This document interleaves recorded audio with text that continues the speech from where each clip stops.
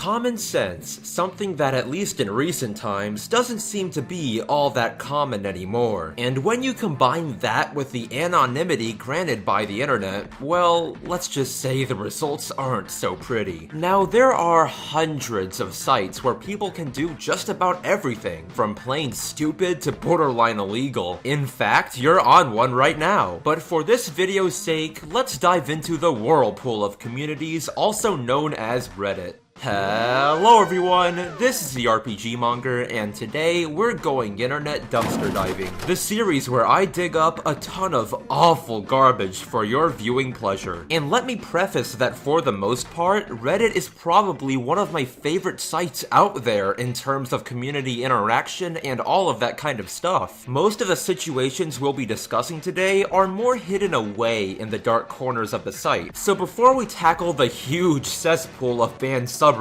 I feel a brief history lesson is needed. Founded in 2005, Reddit had always taken a more lenient approach to policing its subreddits, whether they be moderated or member-founded. Due to this, communities of all shapes and sizes found their home on Reddit, some being what you'd expect, and others being a bit risky. I mean, in some ways, that's what kind of makes Reddit so popular, with the existence of subreddits like r/5050, where you may end up seeing a cute animal or a man shoving a mason jar up his ass, which remains today as one of the most completely and utterly cursed things I've seen on the internet thus far. Though I'm getting a bit sidetracked, nightmares aside, in the beginning, Reddit was actually opposed to the addition of more spicy things to the site, believe it or not. Well, in comes r/jailbait, a subreddit that, get this, was completely centered around provocative shots of teenagers. Of course, Reddit was initially completely opposed to the creation and existence of the subreddit because, I mean, do I even need to explain why? However, there was one deciding factor that not only led to these communities' continued existence, but even massive success in some cases, and that's moderators like Violina Krez, or VA for short. You see, what VA would do is basically keep everything right at the edge of illegal, with any content of that sort being immediately removed by him. Due to this, r/jailbait became incredibly popular, and at one point had become the second most popular search term for the site. Hell, in 2008, r/jailbait was crowned subreddit of the year. At the time, the subreddit's existence was even defended by the general manager of Reddit, saying that such controversial pages were the consequence of allowing free speech on the site. Well, as time passed, things wouldn't remain the same, since with the abhorrent nature of the content found on the popular subreddit, it all began to attract some pretty big media attention when Anderson Cooper of CNN created an entire segment of his show solely to condemn the subreddit and criticize Reddit for hosting it. What made matters worse for the community is at this exact time when just about everyone had r/jailbait under the magnifying glass, a user not only posted an image of an underage girl claiming to have nude photos of her, but then tons of other users requested the original poster to send them her nudes via the DMs. This, along with many other obvious issues with the subreddit, led to r/jailbait being one of the first major bans from the site as a whole back in 2011, plus with r/jailbait being completely wiped from the site, so were many similar subreddits soon after, like r/teengirls, r/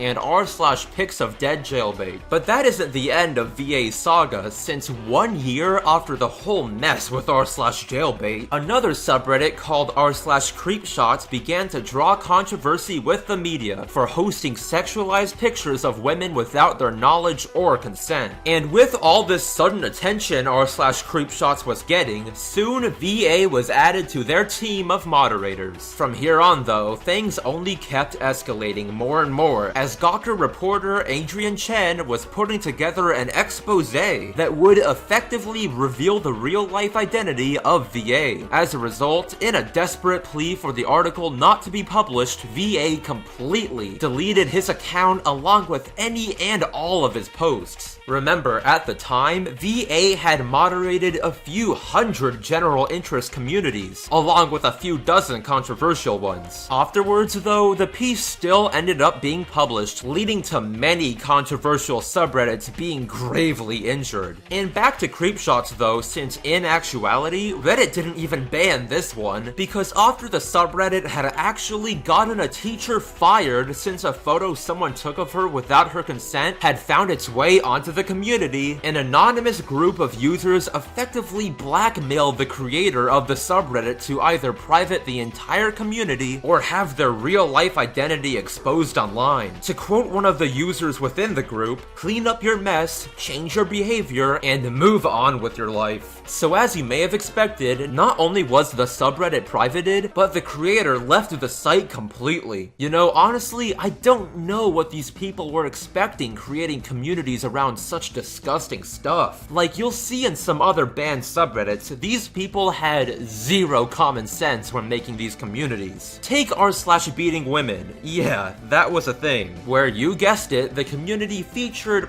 pretty graphic depictions of violence against women. Weirdly enough though, this subreddit wasn't even banned for featuring such appalling stuff. Actually, it was banned after moderators were discovered to be sharing a ton of users' personal information online, collaborating with one another to protect themselves from site-wide bans. Afterwards, the community's founder rebooted the subreddit under the oh-so-creative name r/beating women too, in an attempt to circumvent the ban. You wanna know what happened to it? Well, let's find out.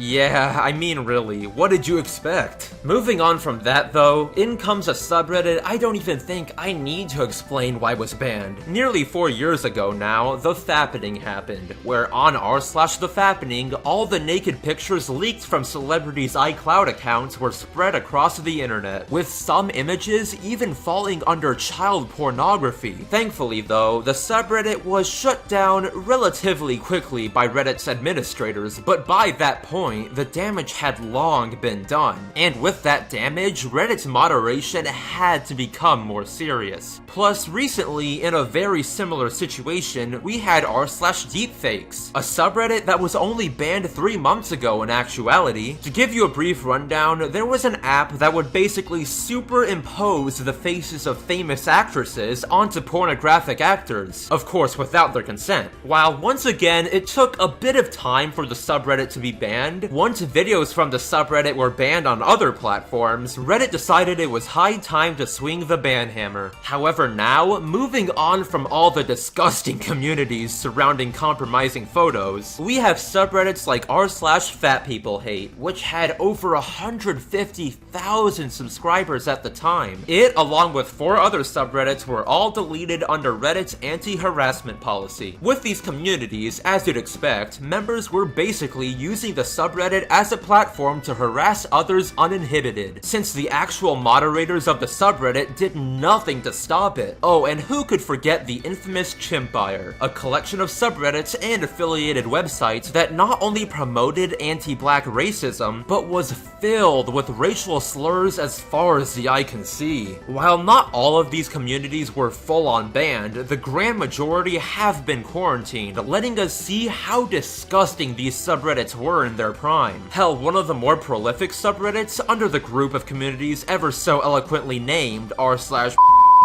had engaged in vote manipulation, incitements of violence, and use of racist content to disrupt other communities before they were banned. Plus, it's not like these bans happened out of nowhere. As stated by the general manager of Reddit, the subreddit had received a fair amount of warnings before they were banned. Though now, it's time to tackle a subreddit host to a group of individuals I'm sure you all know about by now: incels. For context, incels, or involuntary celibates, are as described by the now banned subreddit as, and I quote, someone who has unintentionally gone 6 months without a romantic or sexual encounter, is at least 21 years old, and is of any gender. Now, if the forum was solely used for the members to discuss their lack of romantic success, that'd be all fine and dandy. A bit odd, but harmless all the same. Well, for the most part, as much as I try not to use this word, things were much more toxic than you'd ever imagine. Just a glance at the now deleted subreddit would show you that the majority of the self-proclaimed incels of the subreddit were extremely misogynistic, with many discussions downplaying, condoning, or even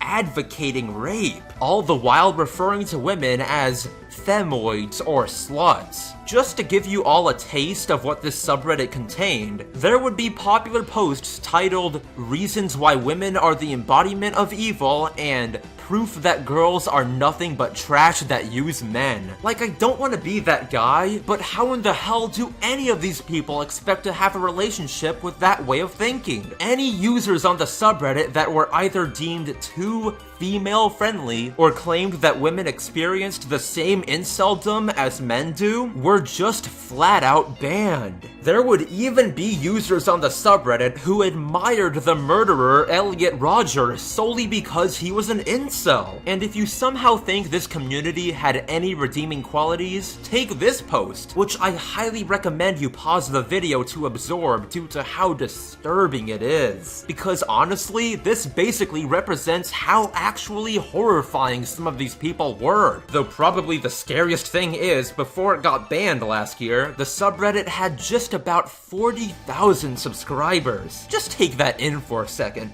40,000 people that subscribe to this way of thinking. Like, I've seen some outright awful, just despicable communities out there, but this has to be one of the worst. And I'm sure that by now you're thinking, just how could anything be worse than a community like that? Well, while r/incels had the potential to go on an FBI watch list, if it didn't already, these next 3 subreddits were just outright illegal. Take r/guns for sale, a subreddit that just from its title alone is pretty telling why it got banned. Or how about r/darknet markets, a forum for discussing users' activities on the darknet, even featuring participation from the owners of the online marketplaces. Well, considering that this was the case, US authorities quickly caught wind of this and began to request personal information behind a ton of accounts. Though then, with those 2 aside, we have the most damning of them all. A subreddit that honestly, I can't even believe only just got banned 2 months ago. r/shoplifting, a subreddit completely centered around stories, tips, and questions about shoplifting large commercial retail chains. And while they would dissuade from shoplifting smaller stores since they wouldn't be able to absorb the loss, the community was also filled to the brim with pictures showing the things that users had stolen. Before it was banned, believe it or not, the subreddit had over 77,000 people subscribed. I just cannot wrap my head around how that community didn't get banned sooner. And well, here we are now. I will say that there were others I couldn't fit into this video, but at least in terms of one of them, you may see me talking about it in the near future. Thankfully though, all of these subreddits are now history, and as more and more of these communities who have absolutely no place on the site are banned, I feel Reddit will be one step closer to having an all-around positive experience for everyone on it. If you enjoyed this video and want to see more like it, do subscribe, and today's cool thing of the day is, well, Reddit. Because while hearing about all these banned subreddits may make you think the site is a terrible place to be on, I found Reddit to be probably one of the best places for community interaction, especially of the fandom variety. Like, honestly, coming from someone who isn't even that active in fandoms anymore, the specific subreddits for certain fandoms, like, say, Final Fantasy, are probably one of the most peaceful and fun to be in out of all the sites out there. So hey, if you're in need of a good place for community interaction, try Reddit. So that being said, I'm the RPG Monger, and don't forget that each and every one of you are fantastic.